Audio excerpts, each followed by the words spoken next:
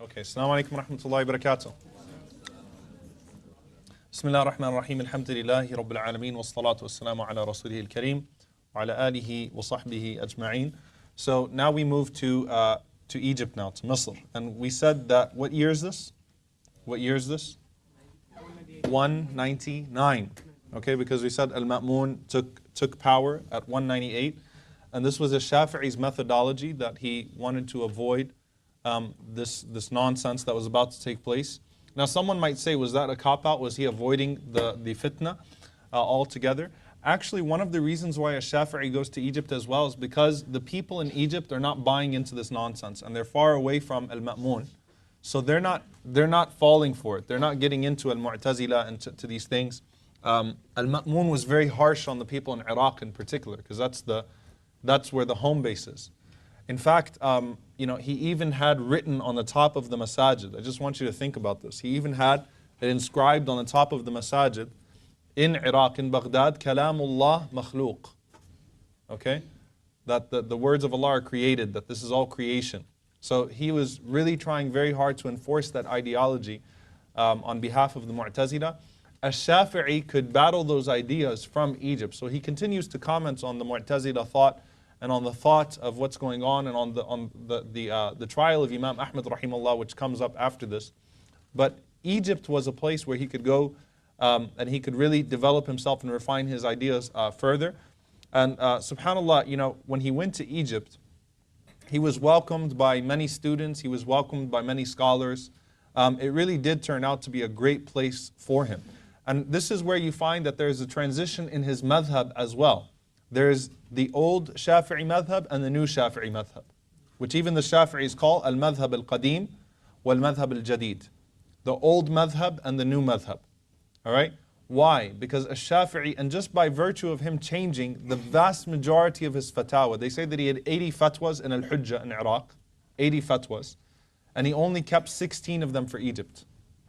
Alright? The fact that he understood context in fiqh, again, which is one of the biggest issues that we have now, is that you go online and you find the fatwa from someone that lives in a completely different social context. Even if that scholar is brilliant and amazing, it's not necessarily going to apply to your context. The Shafi'i understands that, he goes to Egypt, so he refines his ideas as a result of two things. Number one, encountering the people of Egypt, so they needed fatwas for themselves.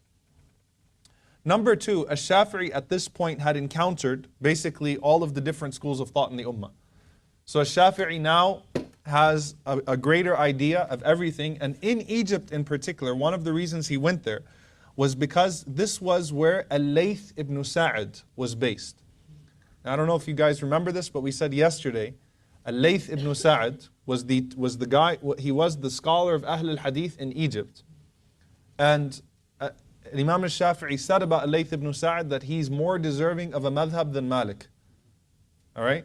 So Layth ibn Sa'd is an incredibly knowledgeable scholar of hadith, but because maybe Egypt was a little bit disconnected as opposed to where everything was going on, inside Al-Hijaz and Iraq, that could be the reason why his madhab never gained traction and so on and so forth. Al-Shafi'i never got to meet him. Al-Layth passed away in the year 175. So Al-Shafi'i, even though he was 25 years old, he never got to meet Layth because he never got to go to Egypt. And Layth ibn Sa'd established himself in Egypt. But when he got to Egypt, he saw all the students of Al-Layth. It was very much so Al-Layth's madhab, his school of thought, that was the predominant school of thought in Egypt at that time. And Ash-Shafi'i rahimahullah ta'ala loved Al-Layth. In fact, when he went to Egypt, the first place he went to was the grave of Al-Layth ibn Sa'd, and he made dua for him. Okay, so he loved him, and this was a chance for him to encounter his ideas as well, and encounter his students. Ash-Shafi'i also did something very interesting as well.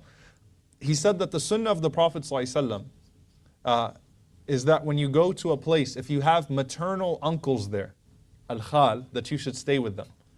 He said because the Prophet ﷺ, when he got to Medina, he stayed with some of the relatives from his mother's side, the uncles from his mother's side.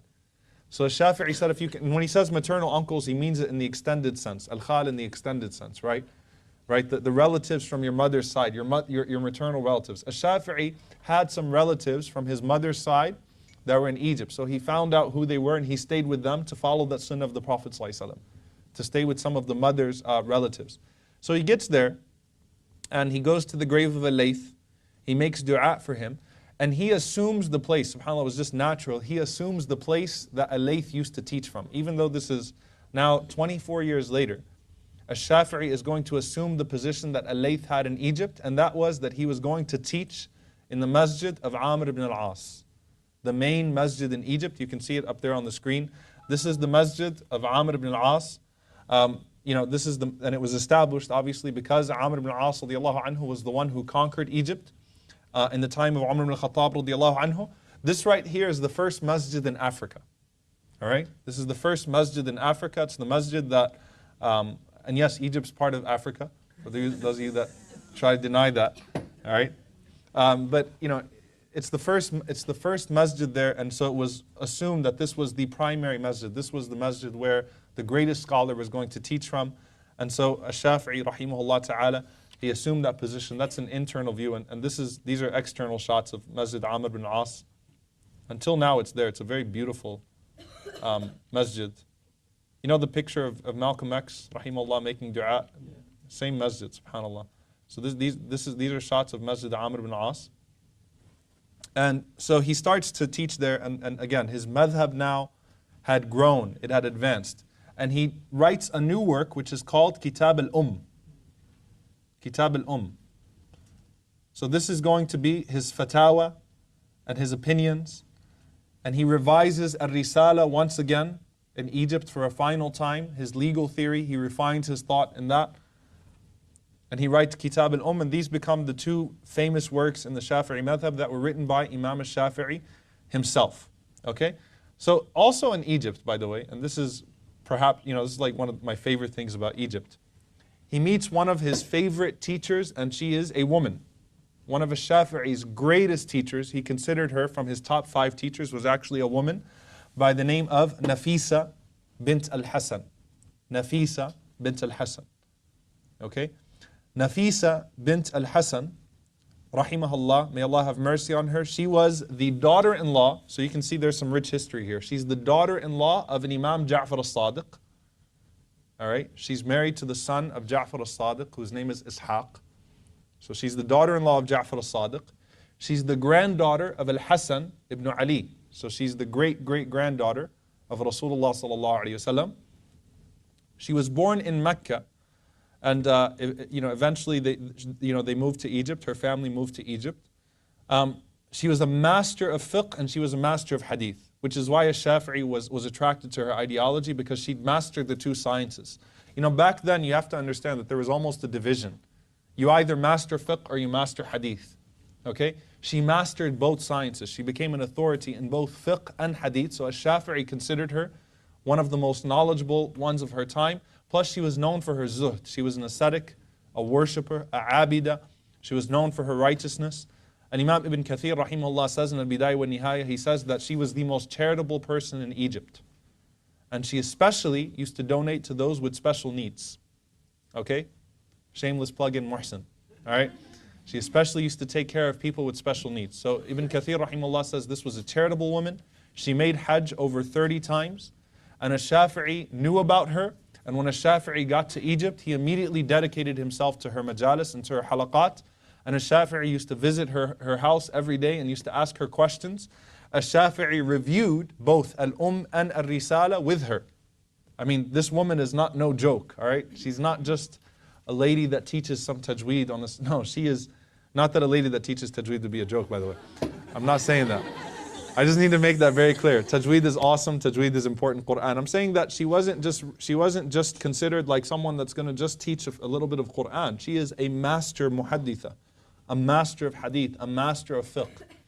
Okay, and Shafi rahimahullah goes to her, and subhanallah, we're going to see that she comes up in the time of his death. By the way, so he took from all the scholars of Egypt, all the scholars of Mecca, all the scholars of Medina. Okay? He took from all of the scholars of Iraq, all of the scholars of Yemen when he was in Najran. So he encountered each and every single school of thought in the Ummah. And this is what makes him the person that he is. That he developed an understanding, a tolerance, and he merged the best practices of all of these schools of thought. And then of course his students. Okay? Imam Ahmed rahimahullah ta'ala is his greatest student. And he used to say, Imam Ahmed said about Shafi'i, الناس عيال على فقه الشافعي. The same thing that Shafi'i said about Abu Hanifa, Ahmed said about him, that everyone is a dependent child on a Shafi'i when it comes to fiqh. Abdullah ibn Ahmed, the son of Ahmed ibn Hanbal, he said that my father used to constantly make dua for a Shafi'i. Like I'd always hear Imam Ahmed making dua for a Shafi'i.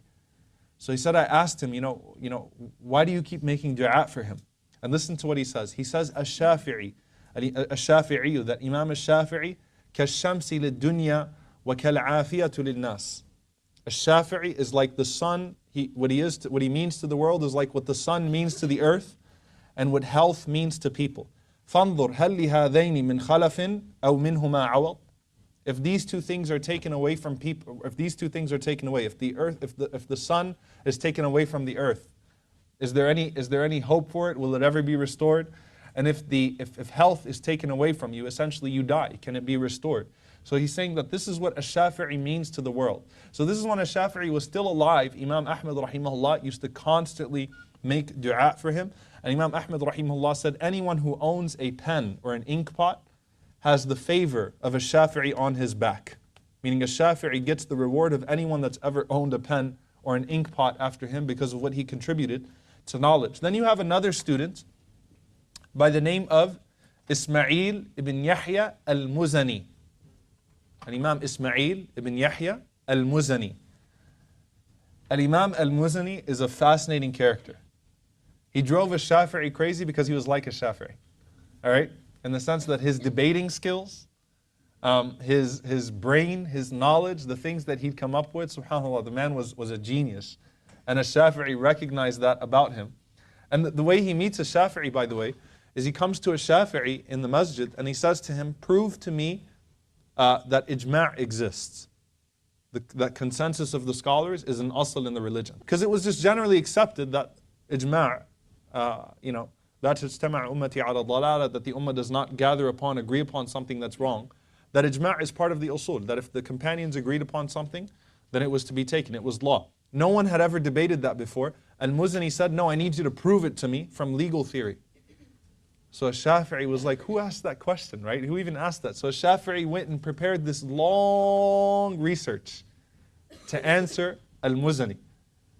Al-Muzani said, that's good. Now can I be your student?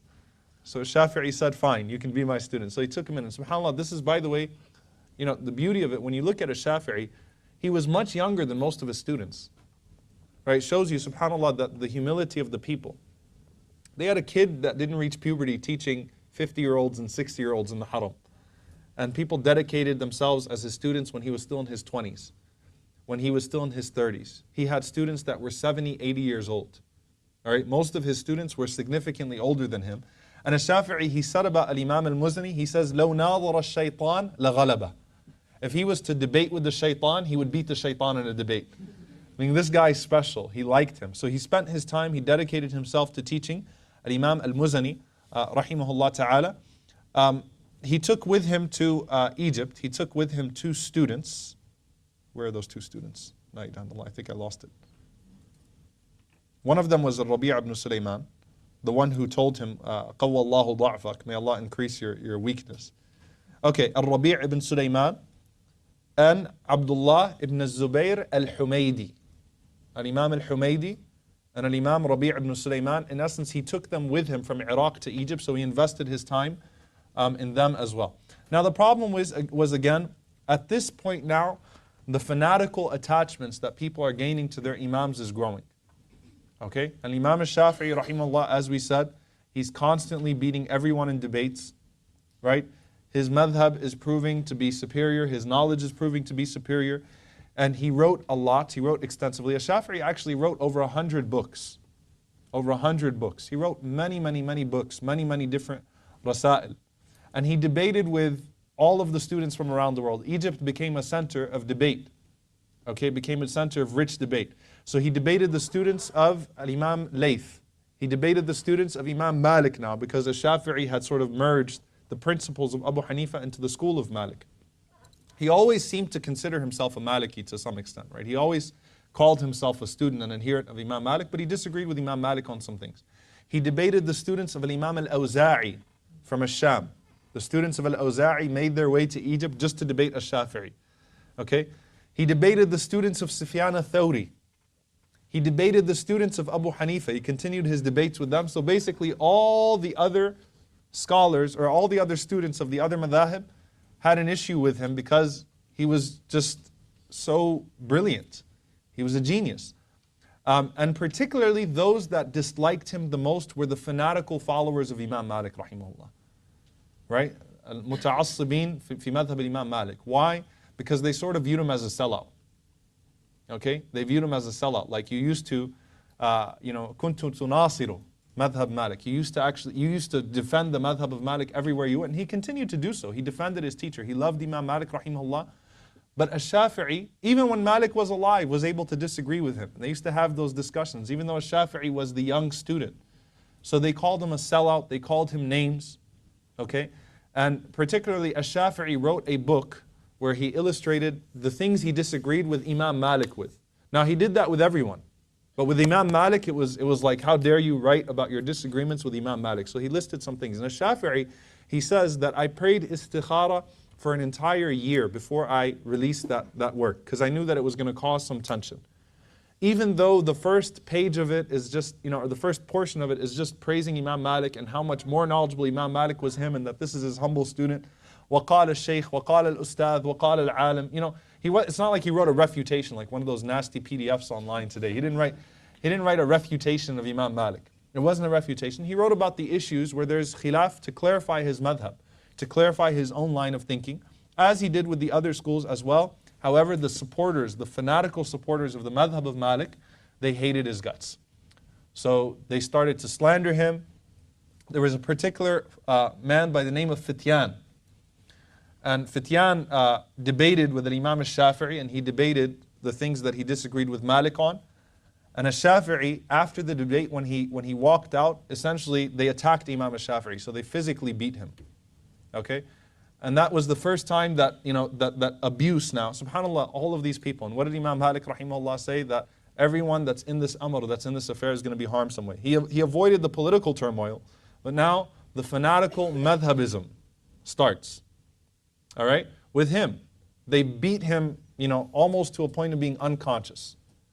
The governor of Egypt tried to mediate things and things of that sort, then they did it again. And the time that they beat him again, subhanAllah, it's unclear if that's what caused him his death or not.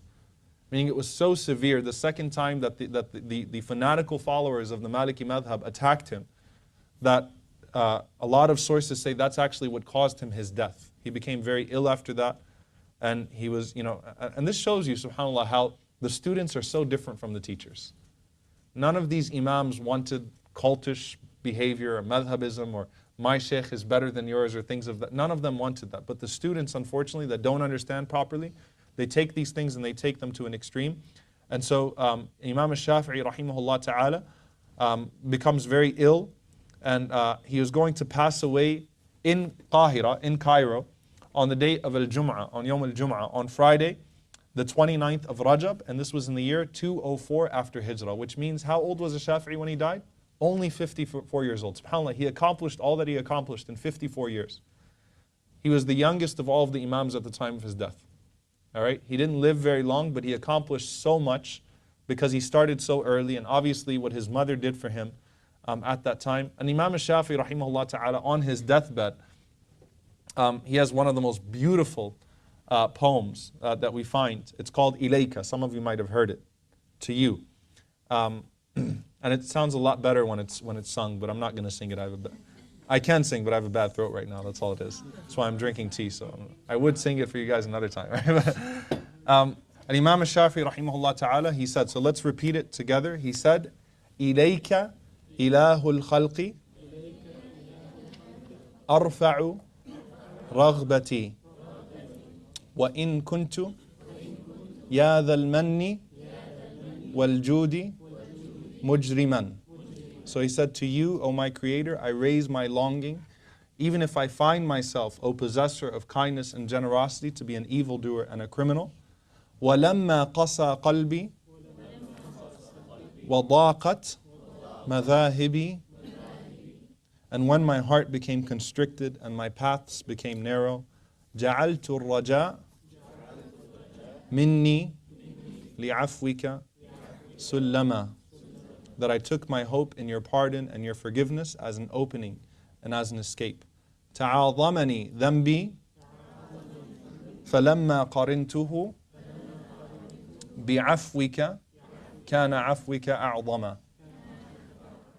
He says that my sins seemed very great to me, but when I compared them to your forgiveness, I found your forgiveness to be greater than my sins. He says, ما زلت ذا عفو عن الذنب لم تزل. You are and you still remain the only one who can forgive sins. تجود وتعفو منة وتكرما. You grant and you forgive out of your benevolence and out of your generosity. SubhanAllah, these are the last words of Imam Shafi.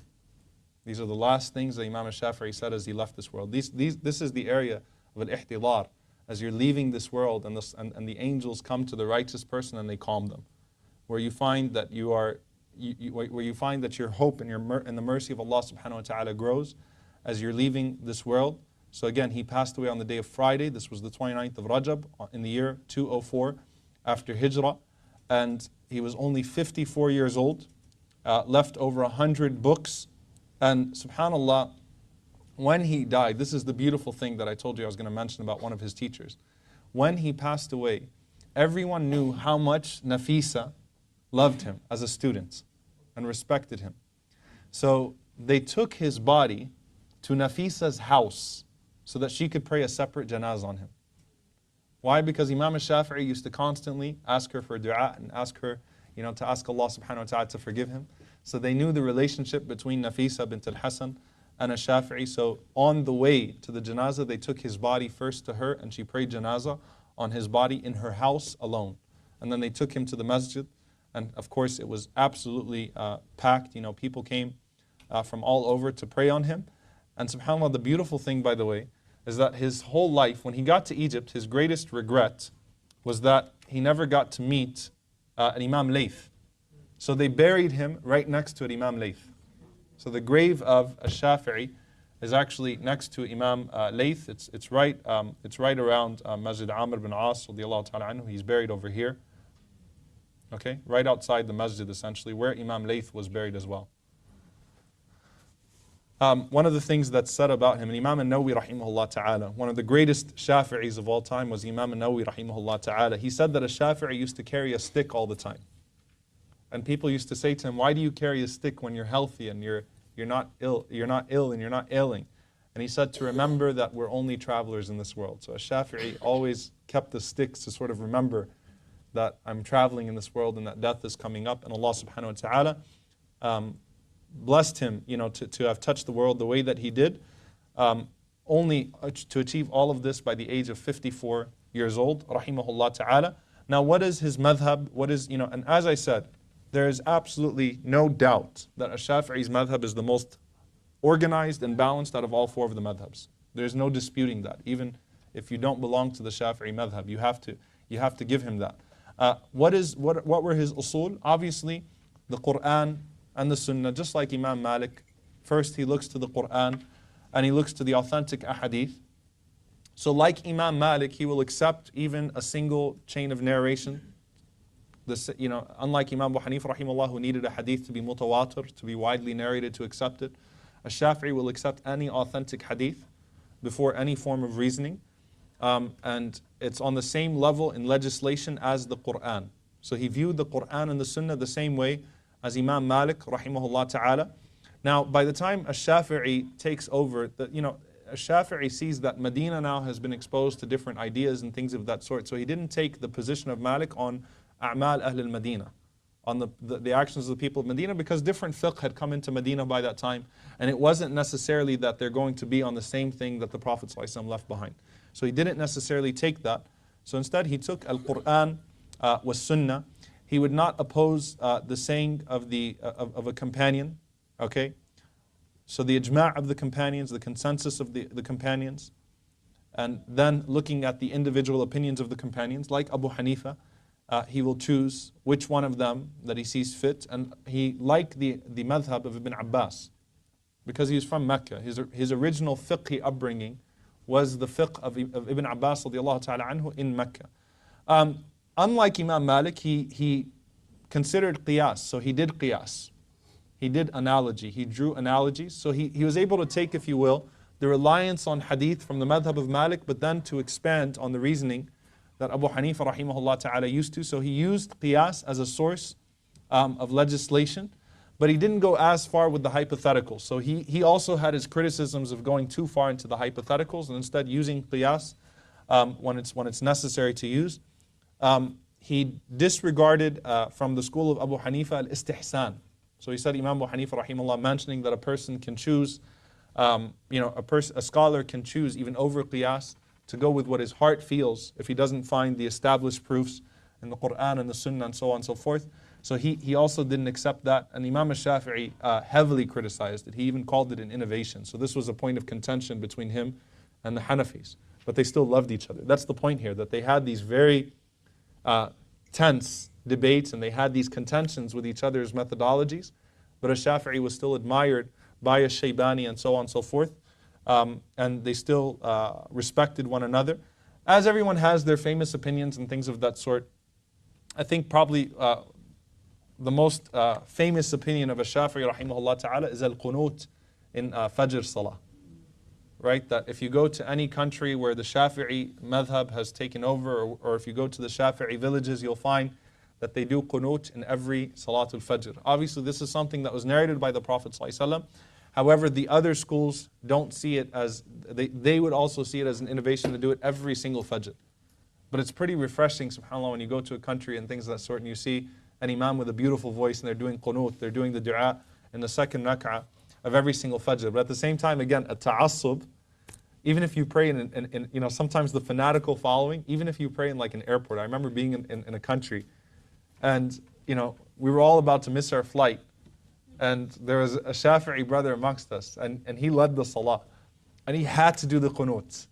And like our flight was a matter of 30 seconds, and he even sped through like Qul Huwallahu Ahad and Qul A'udhu Birabbil Falaq in the salah, but he had to do the qunut. So a lot of times holding on to these things is what becomes an issue, but that was one of his famous opinions, rahimahullah ta'ala, which was the qunut in al-Fajr. So the books in Shafi'i madhab, obviously you have you have al-Risala, which we talked about, and then you have what al-Imam al-Muzani wrote. Okay, and this is beautiful. Imam al-Muzani basically summarized all of the books of al-Shafi'i. We said he wrote over 100 books. Al-Muzani wrote something that's called al-Mukhtasar, the summary, and he summarized all of Shafi'i's opinions, all of his madhabs, classing this as al-Madhab al-Qadim, al-Madhab al-Jadid. This is what he used to say in Iraq. This is what he started to say in Egypt and so on and so forth. This is what he said towards the end of his life. So you'll find this terminology in the Shafi'i madhab, the old madhab of Shafi'i and the new madhab of a Shafi'i. Also, obviously, you find Imam al-Nawawi rahimahullah ta'ala wrote greatly in the Shafi'i madhab. And Imam al-Nawawi is one of the most prized students, obviously. Imam al-Nawawi is perhaps like the most productive scholar in history, right? And he wrote about the fiqh of Imam al-Shafi'i. He wrote a book called Al-Maqasid, so somewhat on the legal theory of Imam al-Shafi'i rahimahullah ta'ala, and he wrote Rawdat al-Talibin also. And then you find, by the way, that there are multiple writings where they brought the Shafi'i madhab into the explanation of hadith. So Imam al-Nawawi obviously explains a hadith as well. He does a sharh of Sahih Muslim, and he mentions some of the things that a Shafi'i opined on, the opinions of a Shafi'i on these different ahadith. And Imam al-Ghazali was also a Shafi'i. So al-Ghazali also contributed to the spread of the Shafi'i madhab later on. And Imam Ibn Hajar rahimahullah, the author of Fath al-Bari, is a Shafi'i. So Fath al-Bari is the greatest explanation of Sahih al-Bukhari. Al-Imam al-Dhahabi rahimahullah, who writes Siyar A'lam al-Nubula, the biography of the nobles, he's a Shafi'i as well. Ibn Kathir is a Shafi'i, As-Suyuti is a Shafi'i, Al-Mawardi is a Shafi'i, Al-Imam al-Bayhaqi is a Shafi'i. So he had a lot of support in all of the different sciences, if you will, because these scholars really achieved great positions in all of the different sciences. And again, Ibn Hajar tried to prove that Imam al-Bukhari was a Shafi'i. Okay, but al-Bukhari was a madhab of himself. Right? And everyone tried to claim al-Bukhari, but at the end of the day, al-Bukhari really was a madhab of himself. The biographies of a Shafi'i, therefore, were written very early on. Okay? The first biography that was written about an Imam al-Shafi'i rahimahullah ta'ala was actually written by Dawood al-Zahiri. Remember how we said there's a third approach to fiqh that existed at that time, the literalist approach? Dawood used to be a student of a Shafi'i. So he actually left the Shafi'i and took a more, took a more hardcore approach to being a literalist and things of that sort. And then you had Al-Bayhaqi. And Imam Al-Bayhaqi rahimahullah wrote, the thing about Al-Bayhaqi is that Al-Bayhaqi is a scholar in hadith as well, right? So Al-Bayhaqi wrote the biography of a Shafi'i, and he used the hadith style where he used chains of narration and narrating the biography of a Shafi'i. So it's the most authentic, and it's one of the most beautiful biographies of a Shafi'i. And An-Nawawi rahimahullah ta'ala, in almost every work of An-Nawawi, he thanked Imam al-Shafi'i. Even though he never met him, he writes some sort of tribute to Imam al-Shafi'i in the beginning of his work. So his madhab spread far. It spread through, we said that one of the famous Shafi'is, by the way, was Salah ad-Din al-Ayyubi rahimahullah ta'ala. And Salah ad-Din was a pretty hardcore Shafi'i, all right, to say the least. Salah ad-Din, when he went somewhere, he spread the Shafi'i madhab with him. So he brought it to Egypt, he brought it to Sham, he brought it to Syria, he took it to some of the southern parts of Africa. And again, in Egypt, oh man, I lost it again. All right, in Egypt, I despise this thing so much. So it went to Abyssinia, Ethiopia, it went to Sudan, and then it went to subparts of India. In India, by the way, there are still some very strong Shafi'i pockets in India until now. Okay, and it tends to be in the southern part of India. And then Indonesia, the biggest Muslim country in the world, is a Shafi'i country. In Malaysia, don't you dare talk about Shafi'i fiqh in Malaysia. You will not disagree with Imam Shafi'i there, right? They're all, mashallah, very, very strict followers of the Shafi'i madhab in Malaysia. So it spread to many parts. It spread to Yemen as well. It spread even to Sri Lanka. The Muslims in Sri Lanka tend to be Shafi'is as well. So it spread through many different parts of the world. It has still its pockets till today in Sham. So Sham, if you kind of zoom in there, to Syria, in the area of Syria, Palestine, Lebanon, and Jordan, you have some Hanafis and some Shafi'is. So you kind of still have some survival of both of those madhabs over there. But again, what makes his methodology so prominent is that Imam Shafi rahimahullah ta'ala, he wrote his own books, he explained his own fiqh, and that's just multiple things that even Somalia, by the way, ended up taking it. So it just spread through multiple forms, multiple great imams and so on and so forth. And then political conquest. The Shafi'is and the Hanafis in history were always at odds. Even today on prayer calendars, they're at odds, aren't they? Yeah. Right? You've got H and S, except S means standard apparently, right? It doesn't mean, everyone always thinks it's the Hanafi Asr or the Shafi'i Asr, all right? So they even fight with each other on the prayer calendars. No, but on a serious level, most of the Khulafa tended to be, in history, either Hanafi or Shafi'i. And so they adopted one of those two methodologies, and then just politically it spread through as a result of that. So we ask Allah subhanahu wa ta'ala to have mercy upon him. We ask Allah subhanahu wa ta'ala to reward him for his effort. We ask Allah subhanahu wa ta'ala to join us with him, with the Messenger sallallahu alayhi wa sallam and the Salihin and Jannat al-Firdaus. Allahumma ameen. And then obviously you guys are studying a diwan to some extent, the poetry of a Shafi'i. So it's obviously another way. It doesn't matter what madhab you belong to. The diwan of a Shafi'i is an epic work. It's an amazing work that we can all find benefit in.